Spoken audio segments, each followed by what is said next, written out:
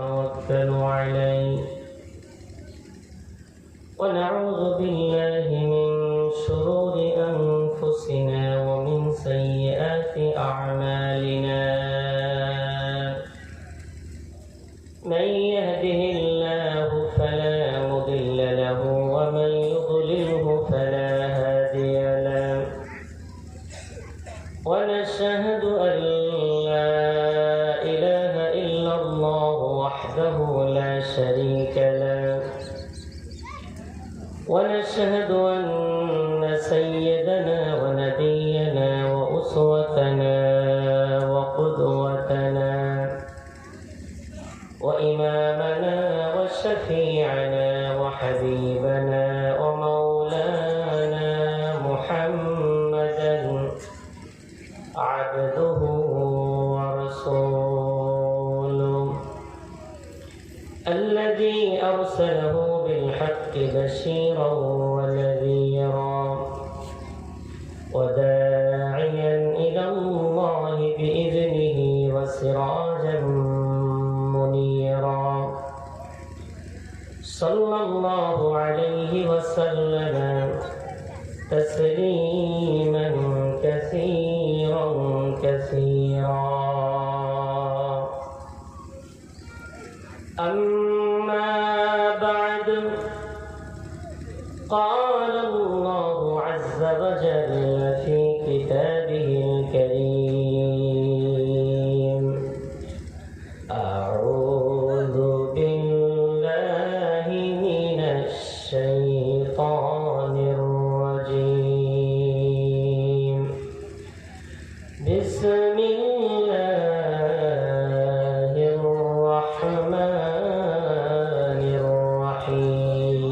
الرحيم أفحسبتم أنما خلقناكم عبثا وأنكم إلينا لا ترجعون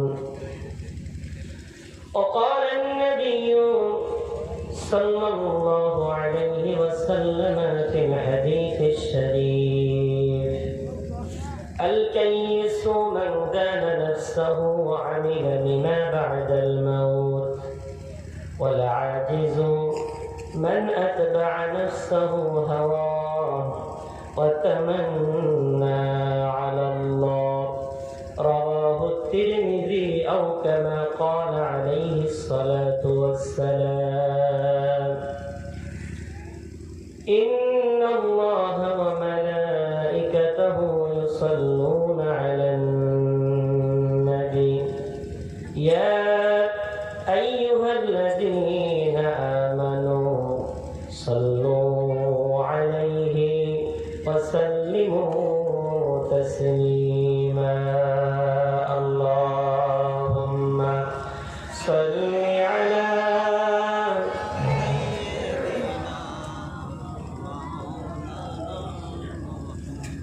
وعلى آل سيدنا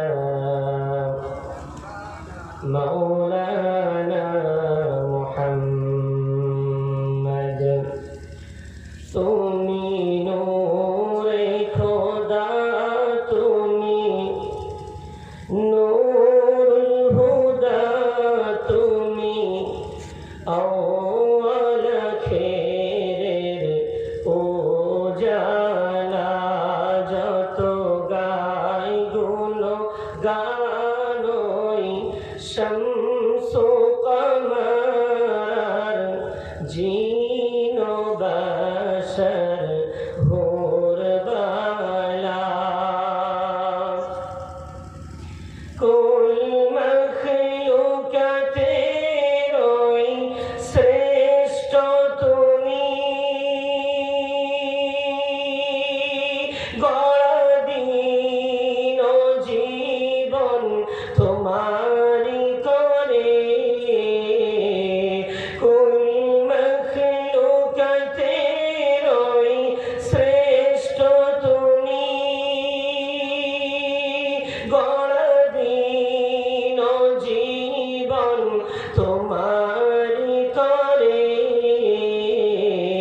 তাই মা আমিনার ওই কুঁড়ে ঘরে এসে খেলিলে প্রেমেরই খেলা তুমি নূরে খোদা তুমি নূর হুদা তুমি আওয়াল খেরের উজালা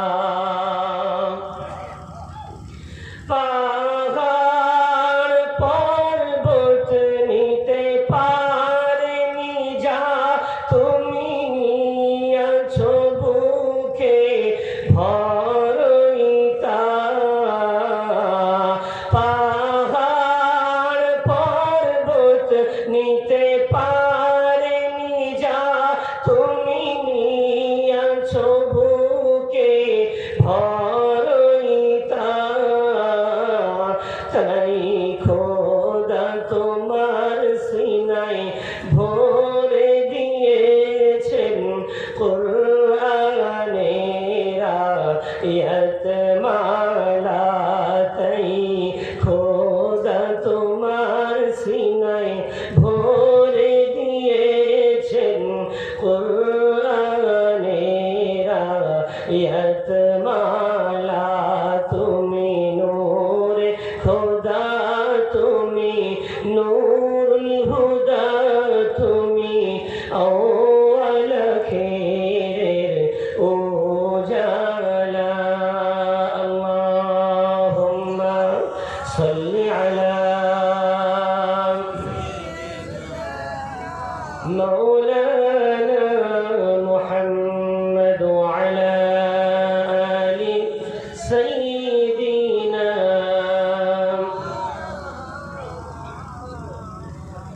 صلى الله عليه وسلم সমস্ত শুকরিয়া মহিয়ান গরিয়ান সর্বশক্তিমান সেই আল্লাহ সুবহানাহু ওয়া তাআলার দরবারে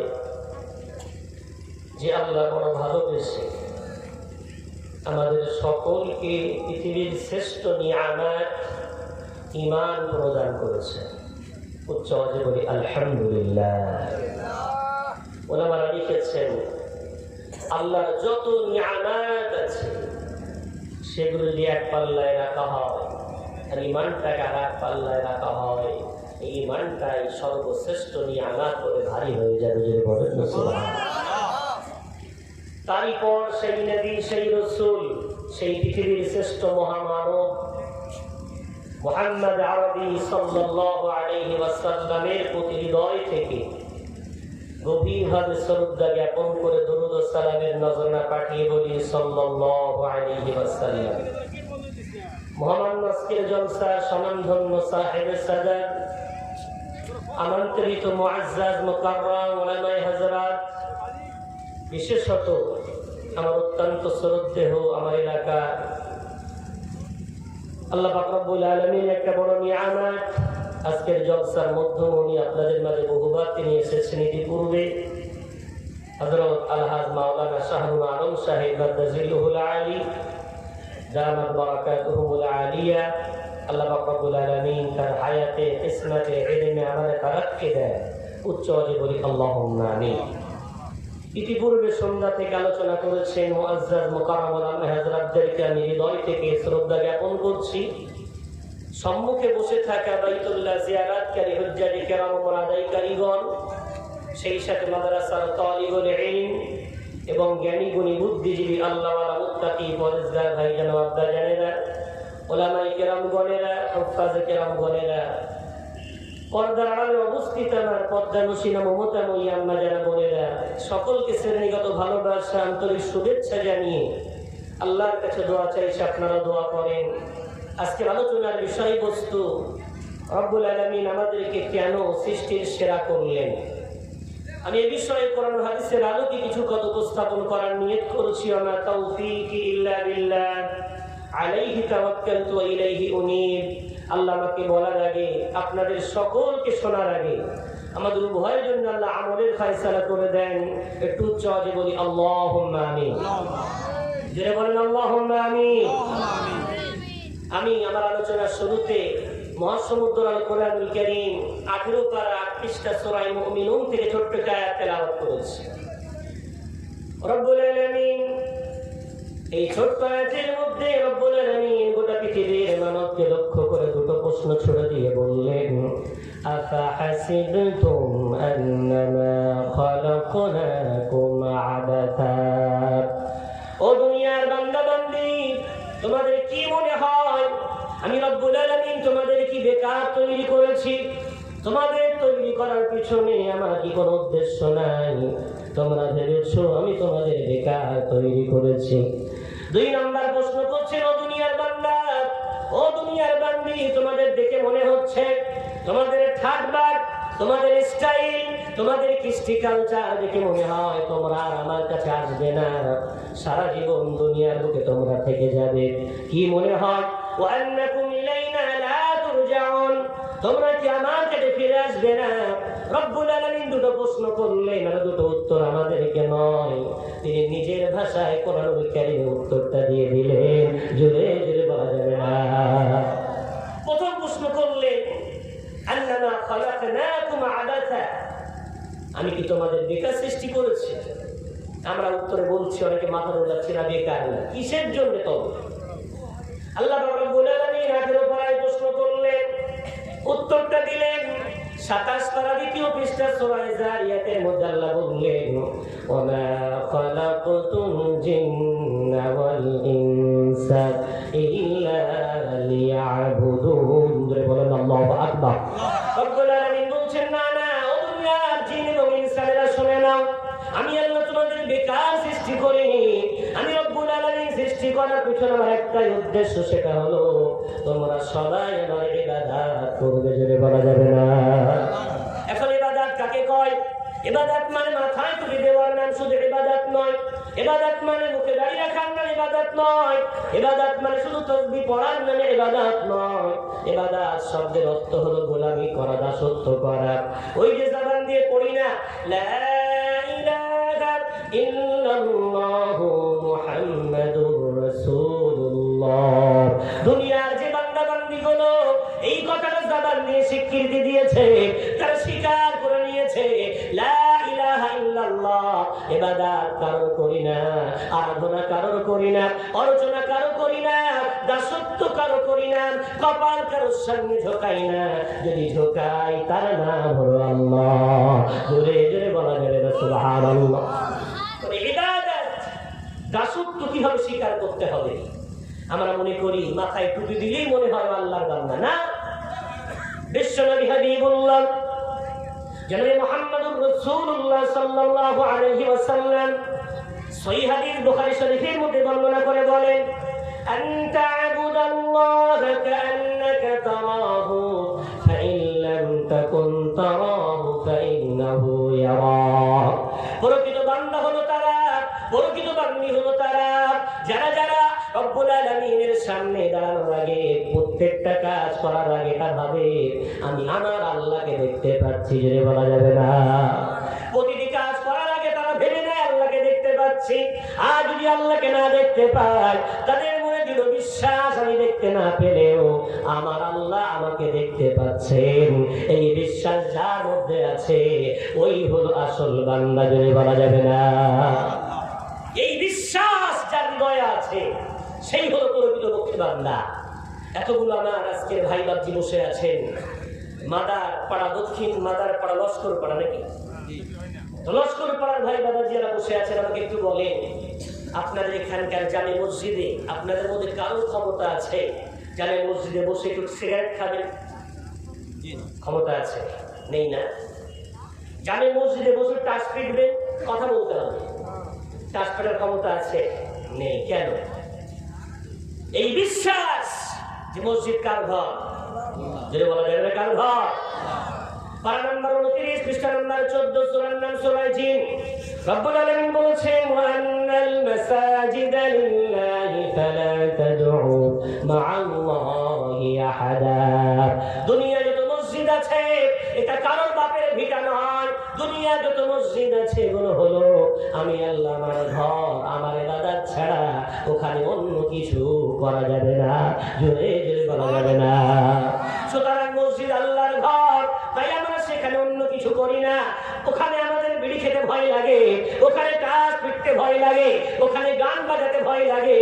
কেন কেন? আল্লাহর ঘর, আল্লাহ দেখতে পান। ও ভাইরা, জি মাদ্রাসায় এই কাজগুলো করতে পারবেন, মাদ্রাসায় টাস খেতে পারবেন, বিড়ি খেতে পারবে, মাদ্রাসায় গান শুনতে পারবে না। কেন? মাদ্রাসা হলো রসুলের কারখানা, রসুলের ঘর, ঠিক না বেঠিক? তাই সেখানে ভয় লাগে না, এগুলো করলে আল্লাহ দেখতে পারে। আচ্ছা, এই কাজগুলো কোন আল্লাহর ওলির কবরে গিয়ে করতে পারে? কবর জিয়ারাত করতে গেছেন ফুরফুরা শরীফে, বসিরহাট আল্লামা হুজুরের রওজা জিয়ারাত করতে গেছেন, পারবেন ওখানে গিয়ে কাজগুলো করতে? পারবে না। কেন? আল্লাহর ঘর। আজকে ফায়সালা করে উঠতে হবে। আল্লাহ কিছু মসজিদের মধ্যে দেখতে পায়, আল্লাহ শুধু মাদ্রাসার মধ্যে দেখতে পায়, আল্লাহ শুধু খানকায় দেখতে পায়। আহারে, আমার একদল বৃহৎ নারীদের সংখ্যা আজান দেয়, মুয়াজ্জিন আজান দেয়, আল্লাহু আকবার আল্লাহু আকবার। আজান শোনা মাত্র মহিলারা তাড়াতাড়ি করে মাথায় কাপড় দেয়, ঘোমটা টেনে দেয়। কি ব্যাপার? আজান দিলে আল্লাহ দেখতে পায়, নাউযুবিল্লাহ। হুজুর দেখতে পেলে তাড়াতাড়ি করে পর্দা করে। কি ব্যাপার? বলে হুজুর যাচ্ছে। কেন? হুজুর গেলে আল্লাহ দেখতে পায়। এই বিশ্বাস কোন ইমানদারের বিশ্বাস হতে পারে না। সেই দিন প্রকৃতপক্ষে বান্দা বান্দা বলে গণ্য হবে, সেই দিন বান্দি প্রকৃত বান্দি বলে গণ্য হবে যেদিন থেকে যে কাজগুলো মসজিদের মধ্যে করা যায় না, যে কাজগুলো মাদ্রাসার মধ্যে করা যায় না, যে কাজগুলো খানকার মধ্যে করা যায় না, যে কাজগুলো আজান দিলে করা যায় না, যে কাজগুলো আলেম দেখলে করা যায় না, ওই কাজগুলো যেদিন থেকে আমরা বাইরেও করা বাদ দেব, ওই দিন থেকে বান্দা বান্দি আসল আল্লাহর গোলাম বলে গণ্য হবে, জোরে জোরে বলা যাবে না। ওই দিনে প্রকৃত দুঃখে বান্দিকে হবে যে আল্লাহকে আমরা সর্বদাই ভয় করতে পারছি। এই যে সিজন মার্কা ভয়, স্থান কেন্দ্রিক ভয়, বিশেষ বিশেষ মুহূর্তে ভয়, এর নাম মুনাফিকি, এর নাম রবের সাথে গাদ্দারি। রব এমন নন যে তিনি কিছুক্ষণ দেখতে পান আবার কিছুক্ষণ গায়েব হয়ে যান, নাউযুবিল্লাহ। রব্বুল আলামিন সম্বন্ধে আমাদেরকে কে শেখাবেন? দুনিয়ার কোন গল্পের বই আমাদেরকে রবের পরিচয় দেবে না, দুনিয়ার কোন সাহিত্যের কিতাব রবের পরিচয় দেবে না, দুনিয়ার কোন সায়েন্সের কিতাব আল্লাহর পরিচয় দেবে না। রবের পরিচয় দেবে, তার নাম হলো আল কোরআন, জোরে জোরে বলা যাবে না। রব্বুল আলামিন কি সুন্দর করে তার পরিচয় দিয়েছেন। তার নাম্বার 3 পৃষ্ঠা নম্বর 1 সূরার নাম সূরা বাকারা। রব্বুল আলামিন বলছেন, আল্লাহু লা ইলাহা ইল্লা হুয়াল হাইয়ুল কাইয়্যুম লা তা'খুযুহু সিনাতুন ওয়ালা নাওম। যিনি বলেন আল্লাহু আকবার। রব্বুল আলামিন বলছেন, আল্লাহ হলেন তিনি ছাড়া দ্বিতীয় কোনো মাবুদ নাই। তিনি চিরপ্রতিষ্ঠিত, তিনি চিরঞ্জীব, তার কোনো ঘুম নাই, তার কোনো তন্দ্রা আসে না, জোরে জোরে বলা যাবে না। মুসা কালিমুল্লাহ বলছে, আল্লাহ এত বড় পৃথিবী পরিচালনা করে, আপনার একটু তন্দ্রা লাগে না, আপনার একটু ঘুম আসে না? তো আল্লাহ বলছে, মুসা তুমি কি এই উত্তরটা কানে শুনবে না নিজে বাস্তবে দেখবে? মুসাকে চেনেন না? কাল্লামাল্লাহু মুসা তাকলিমা। রবের সাথে সবচেয়ে বেশি কথা বলেছেন সেই নবীটার নাম হলো মুসা কালিমুল্লাহ। তুমি বলা যাবে না? এখন মুসা বলছে, আল্লাহ কানে শুনে নয়, দেখতে চাই। রব্বুল আলামিন বললেন, মুসা রে তাহলে প্রস্তুত হয়ে যাও, আমি আল্লাহ তোমার কাছে একটা রাত চাই। দিতে পারবে? বলে, আল্লাহ দেব। একটা রাত তুমি হাতে কাচের গ্লাস নিয়ে দাঁড়িয়ে থাকবে, সারা রাত ঘুমালে হবে না মুসা। একটা গ্লাস পানি নিয়ে আমার সামনে দাঁড়িয়ে আমার সন্তুষ্টির জন্য দাঁড়িয়ে থাকতে পারলে আমার উত্তরটা তুমি নিজেই পেয়ে যাবে। মুসা বলেন, আল্লাহ আমি একদম রাজি আছি। হাতে গ্লাস নিয়ে মুসা কালিমুল্লাহ রাতে দাঁড়িয়ে গেছেন, হাতের তালুতে কাচের গ্লাস, এক গ্লাস পানি। মুসা দাঁড়িয়ে গেছে রাত 9টা বাজে, 10টা বাজে, 11টা বাজে, 12টা বাজে, 1টা বাজে, 1:30টা বাজে, 2টা বাজে। মুসা তাকিয়ে আছে। হঠাৎ মুসার তন্দ্রা এসছে। তন্দ্রাটা হলো ঘুমের বড় ভাই। ঘুম আসার আগে কি আসে? তন্দ্রা। সেখানে অনেকে তন্দ্রায় আছেন, অর্থাৎ একটু শীত ভাব, তো চাদর মুড়ি দিয়ে বসে আছেন, জেগে যান। আমি গুনাহগার, আপনাদের মাঝে আসতে পেরে ধন্য মনে করছি। অনেকটা দূরের সফর, 5-6 ঘন্টা গাড়িতে আসতে হয়। গোলায় আসার নাম শুনে ভয় নেই রাস্তার সফরের জন্য। তো আমরা যদি এসে আপনাদের ঘুমাতে দেখি, কষ্ট লাগবে না? লাগবে না?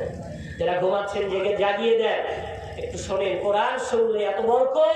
পৃথিবীর এমন কোন ইবাদত নাই যে করে আর যে বলে উভয়ের আমলনামায় সওয়াব লেখা হয়।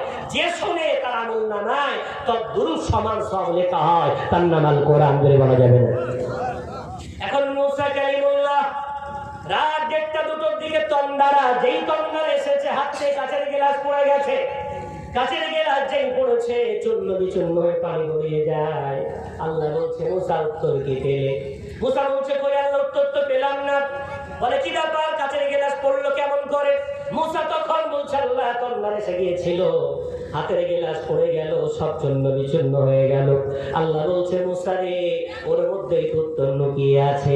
তুমি বললে আল্লাহ তোমার কি তন্দারা আসে না? গোটা কায়নাত আমি আল্লাহ আমার হাতের মুঠোয়। আমি আল্লাহ যদি আমার তন্দারা আছে, এই কায়নাত তছনছ হয়ে চূর্ণ বিচূর্ণ হয়ে যাবে। তাই আমি রব, আমার কোনো তন্দারা নাই, ঘুমো নাই, জোরে জোরে বলা যাবে না। আহারে, সেই রব্বুল আলামিন সর্বদাই তাকিয়ে আছে। কেন তাকিয়ে আছে? আপনাদের মনে হতে পারে যে আমরা বান্দা, আমাদের দিকে তাকিয়ে থাকার কি দরকার? যত দামি সম্পদ হয় সেই সম্পদ হেফাজত করার জন্য সিসি ক্যামেরা লাগানো হয়। লাগানো হয় না? হয় না? দেখবেন বড় বড় সোনার দোকানে সিসি ক্যামেরা লাগানো আছে। কর্মচারী যেখানে, বিক্রি হচ্ছে যেখানে, ব্যবসা চলছে যেখানে, সব জায়গায় সিসি ক্যামেরা লাগানো। আর কি বলা হয়? আপনি সিসি ক্যামেরা নজরদারিতে আছেন।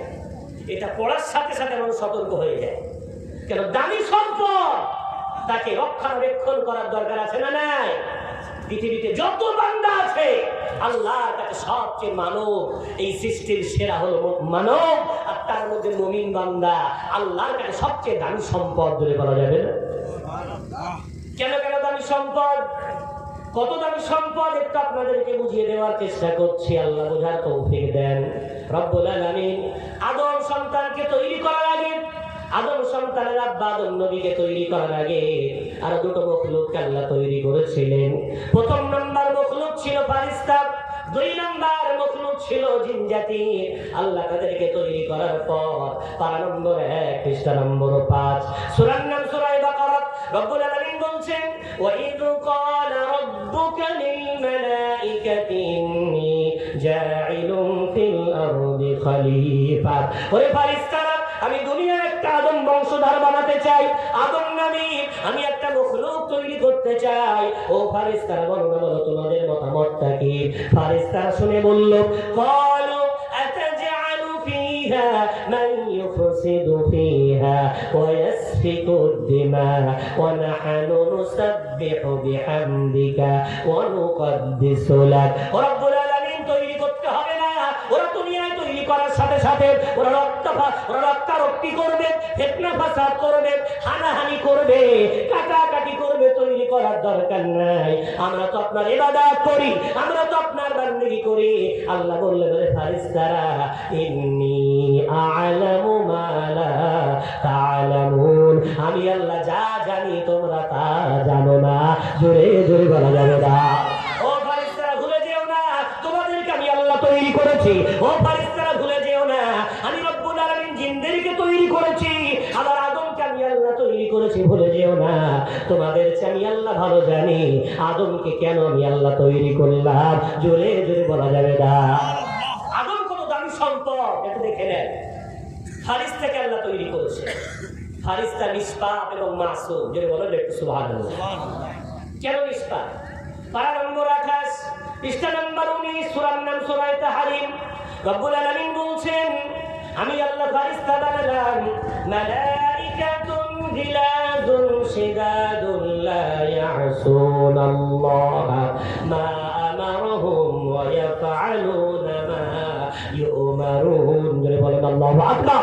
রব্বুল আলামিন বলছেন ফারিস্তারা বিরাট ক্ষমতাবান, বিরাট শক্তিশালী। তবে ফারিস্তাদের মধ্যে সবচেয়ে দুর্বলতা হলো আল্লাহ যে আদেশটা দেয় অমান্য করার ক্ষমতা রাখে না।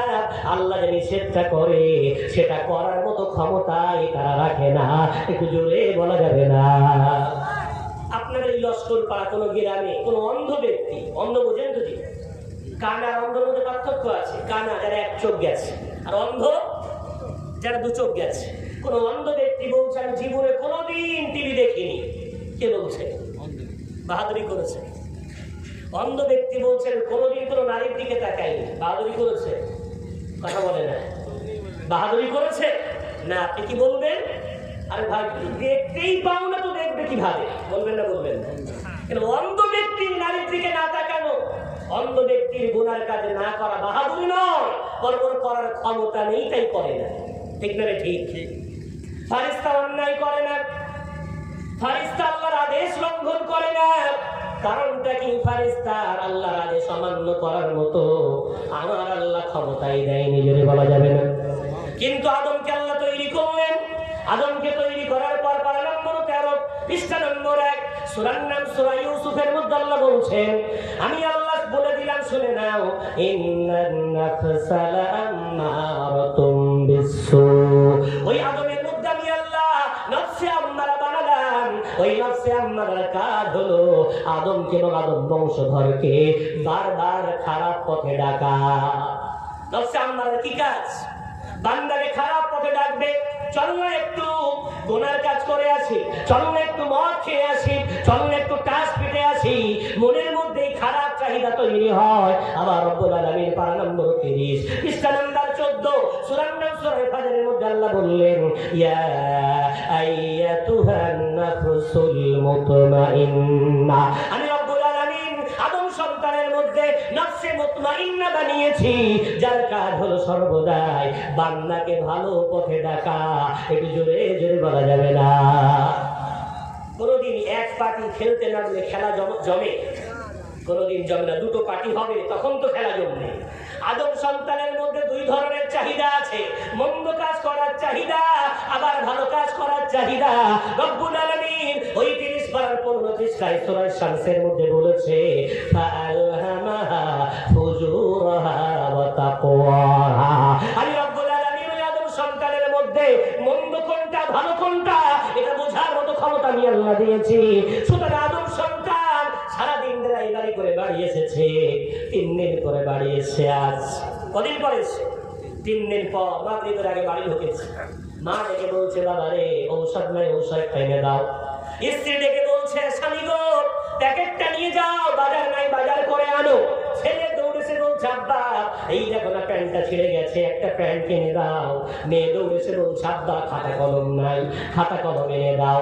মায়ের আবদার, স্ত্রীর আবদার, ছেলের আবদার, মেয়ের আবদার। ঠিক এমন সময় লস্কর পাড়ার জানে মসজিদ থেকে মুয়াজ্জিন বলছে, আল্লাহু আকবার, আল্লাহু আকবার, আল্লাহু আকবার, আল্লাহু আকবার।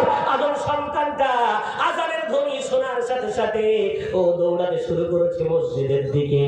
কি ব্যাপার, কি ব্যাপার? ও কার দিকে সাড়া দেয়? আসমান থেকে আল্লাহ তাকিয়ে তাকিয়ে ওই বান্দার দিকে তাকিয়ে তাকিয়ে বলে, ওরে ফারিস্তারা দেখ না দেখ, আমি আল্লাহ ডাক দিলাম, আল্লাহ মহান, আল্লাহ মহান। ওর স্ত্রী ডাকলো, ওর ডাক ভালো লাগলো না।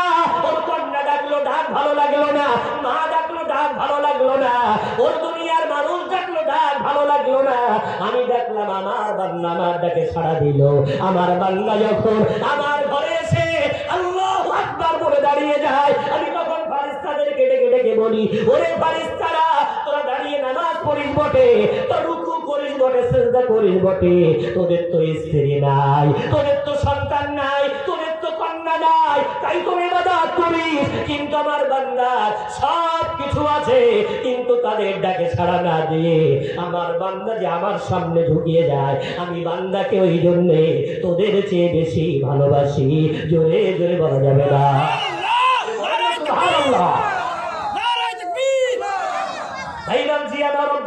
এত খুশি হয়ে যান, ফারিস্তাদেরকে ডেকে ডেকে বলে, দেখ না দেখ, তোদের ইবাদতের চেয়ে আমার আদম সন্তানের ইবাদত কত বেশি। দেখ ওরা খারাপ কাজ করতে পারতো, স্ত্রীর ডাকে সাড়া দিতে পারতো, সন্তানের ডাকটা আগে পূরণ করতে পারতো, কিন্তু না না না, আমার ডাকে সাড়া দিয়েছে।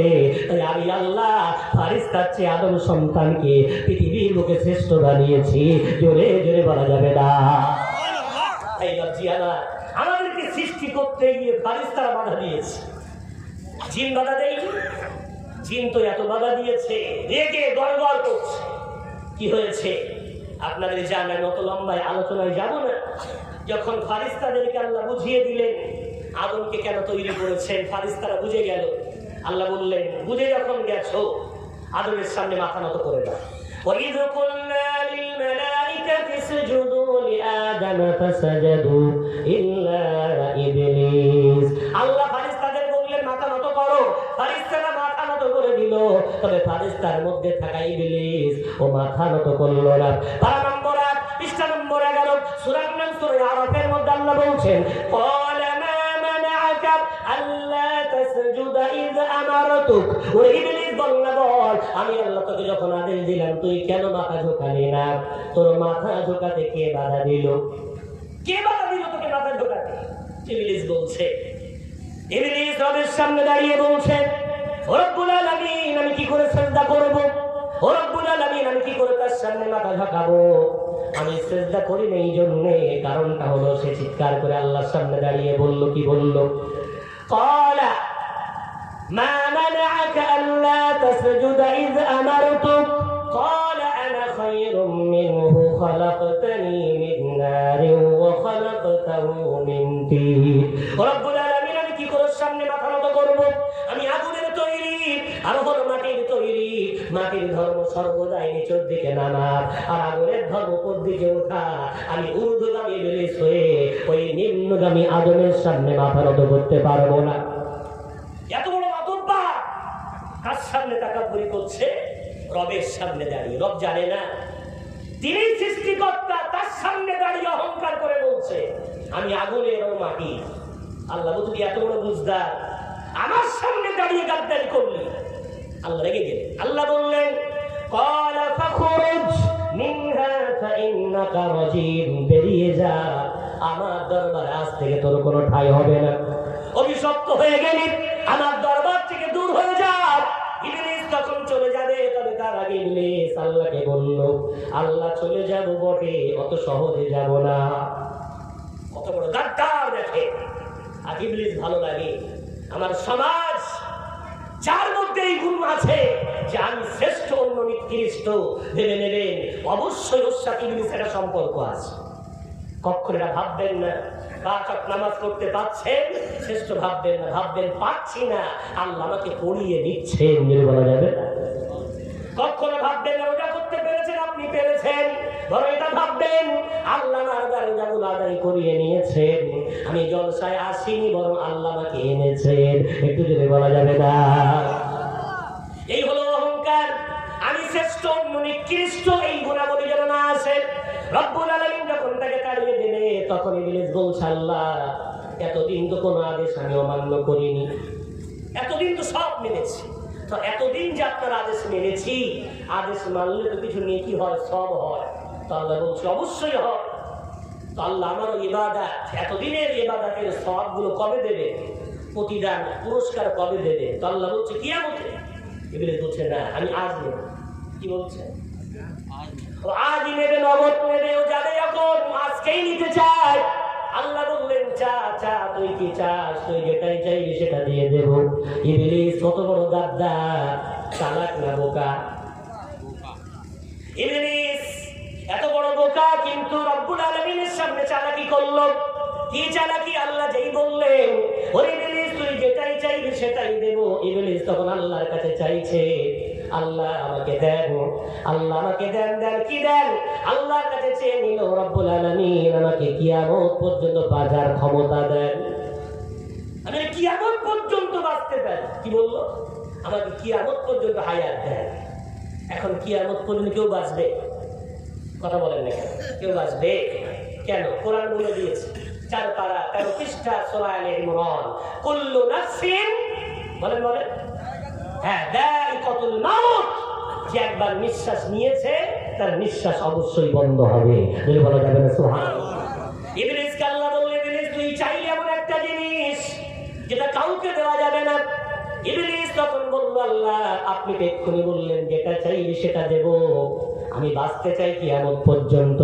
আল্লাহ বললেন, ইবলিস কিয়ামত পর্যন্ত না, তবে কিয়ামতের আগ পর্যন্ত যা যা তোকে আমি আল্লাহ হায়াত বাড়িয়ে দিলাম।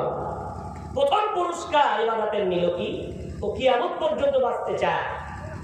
আদম নবীর সাথে দুনিয়া এসেছিল, আদম নবী তো চলে গেলে, নূহ নবী চলে গেলে, সব নবী রাসূল চলে গেলে, ইবলিস মারা গেছে। কোন মুফতি বলেছে আপনাদের? কোন হাদিসের কিতাবে এসেছে ইবলিস মরে গেছে? ইবলিস বেঁচে আছে। প্রথম চেয়েছিল আল্লাহর কাছে ও কিয়ামত পর্যন্ত বাঁচতে চায়, তো আল্লাহ কিয়ামতের আগ পর্যন্ত হায়াত দিয়েছে। আল্লাহ বলছে বলার কিছু দরকার তোর? ইবলিস আবার বলল 8 পৃষ্ঠায় রব্বুল আলামিনের সামনে দাবি করে বলল, আল্লাহ আমাকে ক্ষমতা দেন, আমি আদম সন্তানের সুম্মা লাআতিয়ান্নাহুম মিন বাইনি আইদিহিম ওয়া মিন খালফিহিম ওয়া আন আইমানিহিম ওয়া আন শামাইলিহিম, আমি আদম সন্তানকে ধ্বংস করার জন্য, যার জন্য আমাকে জান্নাত থেকে তাড়ানো হয়েছে, ওকে ধ্বংস করার জন্য আমাকে 4টি ক্ষমতা দিতে হবে। কয়টি ক্ষমতা? আমি যেন সামনে থেকে, পিছন থেকে, ডান থেকে, বাম থেকে একই সময় আক্রমণ করতে পারি। ইবলিস আল্লাহর কাছে দাবি করলো, আল্লাহ বলল যা তাও দিলাম।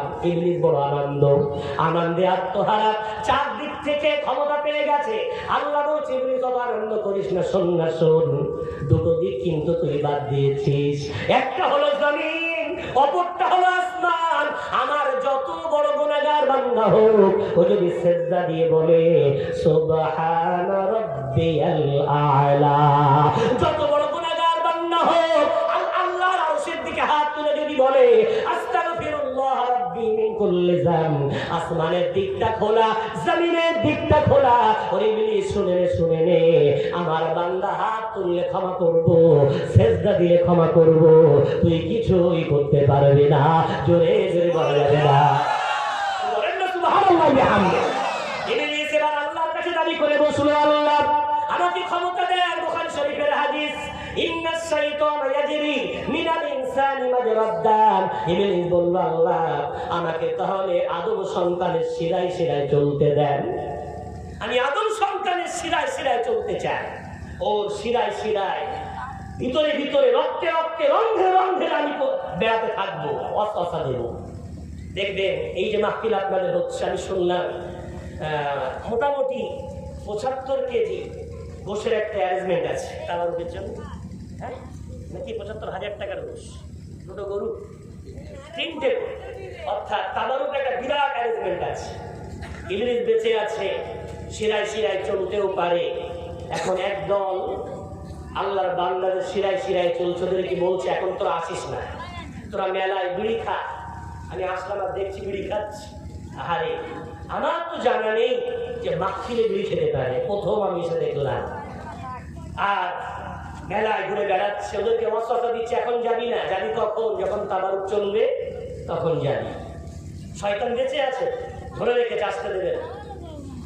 রব্বুল আলামিন বলছে, যা ইবলিস তাও দিলাম, ওয়াসওয়াসা দে, শিরায় শিরায় চল, দাগা দে, আমি আল্লাহ তাও দিলাম।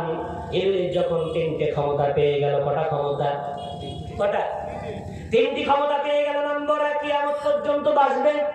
নাম্বার 2, চতুর্দিক থেকে আক্রমণ করতে পারবে। নাম্বার 3, মানুষের শিরায় শিরায় চলতে পারবে। ইবলিস তখন আল্লাহকে চ্যালেঞ্জ করে বলছে, ও রব্বুল আলামিন, আমি তোমার সাথে চ্যালেঞ্জ করে বললাম, ওয়ালা তাজিদু আকসারহুম শাকিরিন, একটা বান্দাকেও ছাড়বো না, সবগুলোকে জাহান্নামী বানিয়ে দেব। ওরা কেউ আপনার কৃতজ্ঞতা করবে না, কেউ শুকরিয়া আদায় করবে না। আল্লাহ তখন রেগে গিয়ে বলছে, রে গাদ্দার, কার সাথে চ্যালেঞ্জ করিস? আমার সাথে। আমি স্রষ্টা, তুই সৃষ্টি, যেটা বলা যাবে না। আমি স্রষ্টা, তুই সৃষ্টি, আমার সাথে চ্যালেঞ্জ করিস? ওরে বিয়াদব, শুনে নে না, আমি রব্বুল আলামিন উল্টো তোর সাথে চ্যালেঞ্জ করলাম। ইন্না ইবাদি লাইসা লাকা আলাইহিম সুলতান। নাম্বার 15, পৃষ্ঠা নম্বর 7, সূরার নাম সূরা বনী ইসরাঈল। রব্বুল আলামিন বলে দিলেন, যারা আমার বান্দা বান্দি হয়ে যাবে, যারা আমার দাসত্ব স্বীকার করে নেবে, তার উপরে তোর কোনো জোর চালাতে দেব না। জোরে জোরে বলা যাবে না, বলা যাবে না, নারায়ে তাকবীর। রব্বুল আলামিন চিৎকার করে বলে দিলেন, ওরে ইবলিস, যারা আমার বান্দা বান্দি হয়ে যাবে, ইন্না ইবাদি, যারা আমার দাসত্ব স্বীকার করে নেবে, আমি আল্লাহ চ্যালেঞ্জ করে বললাম, তার উপরে তোর কোনো জোর চালাতে দেব না। জোরে জোরে বলা যাবে না। পারে ইবলিস, পারে না, হেরে যা। তাকান, আমাদের বাংলার ঠান্ডার চেয়ে কাশ্মীরের ঠান্ডা বেশি না কম? -10 ডিগ্রি। আমার সাথীরা ছিল কাশ্মীরে, আমি যখন লাখনৌতে পড়তাম, কাশ্মীরের বন্ধুরা গল্প করতো যে ওদের সাধারণত শীতের সময় দরজা খোলা যায় না, ভোরবেলা দরজা খুলতে গেলে পাথর ভেঙে অর্থাৎ বরফ জমে থাকে, সেগুলো গুড়িয়ে তারপর দরজা খুলতে হয়। এত বরফ বর্ষণ হয় ওদের ওই উপত্যকায়, কাশ্মীর উপত্যকায়। তো এত কনকনে ঠান্ডা, কাশ্মীরের কোনো মসজিদের আযান বন্ধ নাই, কাশ্মীরের কোনো ফজরের নামাজ বন্ধ নাই। নওজওয়ান যুবকগুলো বিয়ে হয়ে গেছে, ঠান্ডায় কাতর, তারপরে গোসল করে ফজরের নামাজে যাচ্ছে। একদল আপনাদের মতো বিরুদ্ধ দাদু কনকনে ঠান্ডা, ঠান্ডা পানিতে উযু করে মসজিদের দিকে যায়। রব্বুল আলামিন ইবলিসকে ডেকে বলে, ওই দেখ না, দেখ, তুই না বলেছিস আমার বান্দাদের ইবাদত করতে দিবি না, তুই না বলেছিস আমার বান্দাদের শুকরিয়া আদায় করতে দিবি না, বেঁচে তো আছিস, শিরায় শিরায় চলার ক্ষমতা আছে, তাকিয়ে দেখে না চতুর্দিক থেকে আক্রমণ করার ক্ষমতা আছে, পারলি নাকি যারা আমার গোলাম আমি ঠিক তাদেরকে আমার কাছে ডেকে নেব। জোরে জোরে বলা যাবে না, জোরে বলা যাবে না সুবহানাল্লাহ। সুতরাং আল্লাহ রব্বুল আলামিনের বান্দা তারাই সর্বশ্রেষ্ঠ যাদেরকে আল্লাহ বান্দা বলে কবুল করে নিয়েছেন। তাই রাসূল বললেন, বান্দেগি বলতে রব্বুল আলামিন বললেন, এমনি তৈরি করিনি, আমার গোলামি করার জন্য তৈরি করেছি। আর গোলামিটা হলো এর নাম, সর্বদা এটা ভাববো কেউ দেখে না, দেখে কে? বলা যাবে না কে? কেউ দেখে না, দেখেন কে? আল্লাহ। এই বিশ্বাস যেদিন আমার আপনাদের সবার হৃদয় চলে আসবে, ওই দিন থেকে আমরা আসল বান্দা হয়ে যাবো, যদি বলা যাবে না। আর ওই বিশ্বাস না থাকলেও নামাজ আসার পরেও অনেক নামাজি বান্দাও পথভ্রষ্ট হবে না, হবে না? রোজাদার পথভ্রষ্ট হবে না, হবে না? তাকান, আমার সমাজে আমি দুটো দিক নিয়ে আলোচনা করতে যাচ্ছি। বান্দা হতে গেলে আল্লাহর ভয় না থাকলে বান্দা আসল বান্দা নয়। নামাজ পড়ে, বাইতুল্লাহ জিয়ারত করেছে হাজী সাহেব। এখন আমার সমাজে এমন কিছু ভাই আছেন, হাজী সাহেব অবশ্যই সম্মানের পাত্র, বলা যাবে না সুবহানাল্লাহ। রাসূল কারীম হাদিসে বলেছেন, যারা আরাফার ময়দানে দাঁড়ালো সে যেন কোনোদিন না ভাবে তার গুনাহ ক্ষমা হয়নি, আল্লাহ তার সব গুনাহ মাফ করে দিয়েছেন, বলা যাবে। এত বড় একটা পুরস্কার আল্লাহ দিয়েছেন, কিন্তু পুরস্কার যদি নিজে হাতে কেউ নষ্ট করে তার জন্য দায়িত্ব সে। ভাই বাজি, আমার সমাজে চাষাবাদ আছে না নাই? চাষ হয় না, হয় না? চাষ হয়। এখন চাষ হওয়ার পরে আমি কিছু বাহ্যিক বা আমার সমাজের কিছু রোগের কথা বলছি। 3 ছেলে নামাজি ভাইয়ের আমার, ভালো নামাজ পড়ে কপাল কালো হয়ে গেছে, ফজরের আগে উঠে মাঠে গেছে, বেগুন তুলে এনেছে, পটল তুলে এনেছে, ভালো ভালো সবজি তুলে এনেছে। আব্বা ফজরের নামাজ জামাতে পড়ে ইশরাক না পড়ে বাড়ি আসে না, বায়াত হয়ে আছেন, তো কিছু তসবিহ আছে, সকালবেলা মোরাকাবা আছে, সেগুলো করে তাই বাড়ি আসেন। তো আব্বা এত বরকতি মানুষ, সকালবেলা মসজিদ থেকে বাড়ি এসছে।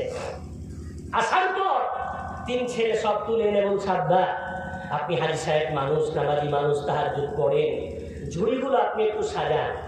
তো হাজী সাহেব ঝুড়ি সাজাচ্ছে, কিভাবে জানেন? পোকা বেগুনগুলো তলায় দিয়ে ভালো বেগুনগুলো করে দিচ্ছে। কিভাবে? পোকা বেগুনগুলো তলায় দিয়ে ভালো বেগুন ঝুড়ির উপরে দিচ্ছে, ছোট আলুগুলো তলায় দিয়ে বড় আলুগুলো করে দিচ্ছে, শুকনো পটলগুলো তলায় দিয়ে বড় পটলগুলো করে দিচ্ছে। তো 3 ছেলে বলছে, আব্বা বাইকের পিছনে আপনি বসেন, ধোলাঘাটে নিয়ে যায়, আপনার চেহারা দেখলে ব্যবসায়ী বড় খুশি হয়ে যাবে।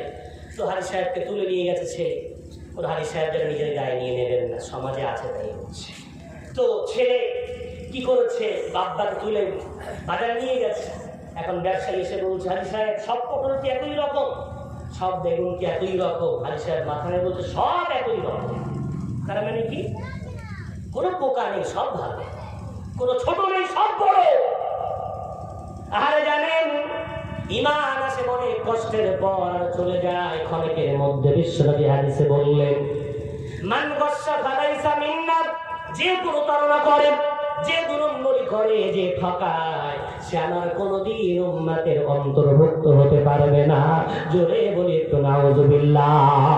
বিশ্বনবী হাবিবুল্লাহ জনাবে মুহাম্মদুর রাসূলুল্লাহ সাল্লাল্লাহু আলাইহি ওয়াসাল্লাম মদিনার বাজারে একদিন বেড়াচ্ছেন, আর ব্যবসায়ীদের মালগুলো ঢুকিয়ে ঢুকিয়ে দেখছেন এক সাহাবা জব উঁচু করে রেখেছে, গম উঁচু করে রেখেছে, গমের স্টল দিয়েছে, জবের স্টল দিয়েছে।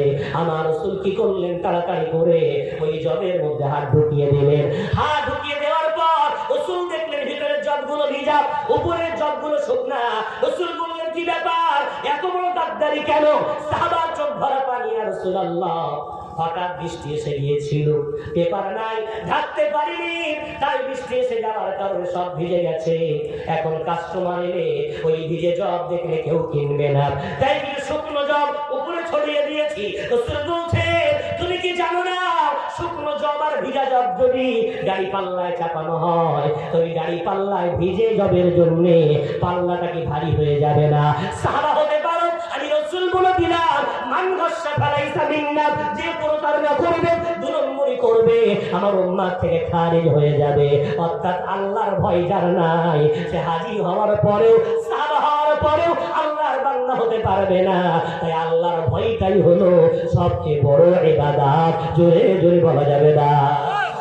আর মসজিদে মুসল্লি বেড়েছে, মাথায় টুপির সংখ্যা বেড়েছে, কিন্তু এলআইসি বেড়েছে, মহিলা সমিতি বেড়েছে, ঘন্টা পড়ার সংখ্যা বেড়েছে, বোরকা পড়ার সংখ্যা বেড়েছে, তারপরও বন্ধনের ব্যাংকে অ্যাকাউন্ট খোলার সংখ্যা বেড়েছে। বেড়েছে না বাড়েনি? ওই ঘন্টা কোনো কাজ আসবে না।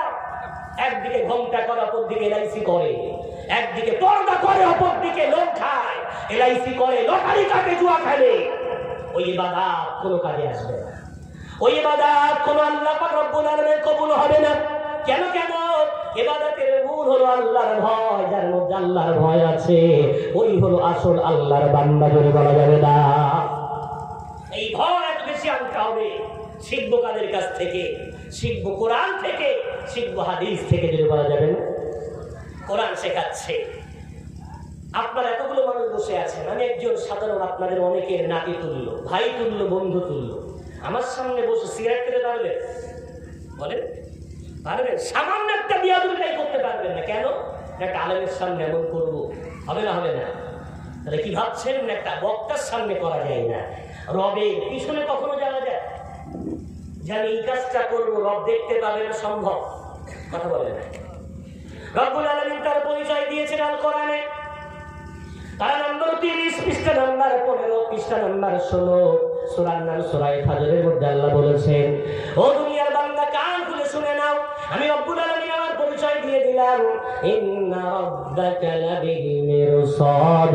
ও দুনিয়ার বান্দা, আমি আল্লাহ তোমার দিকে সর্বদাই শিকারীর মতো তাকিয়ে আছি, জোরে বলা যাবে না। কার মতো তাকিয়ে আছে?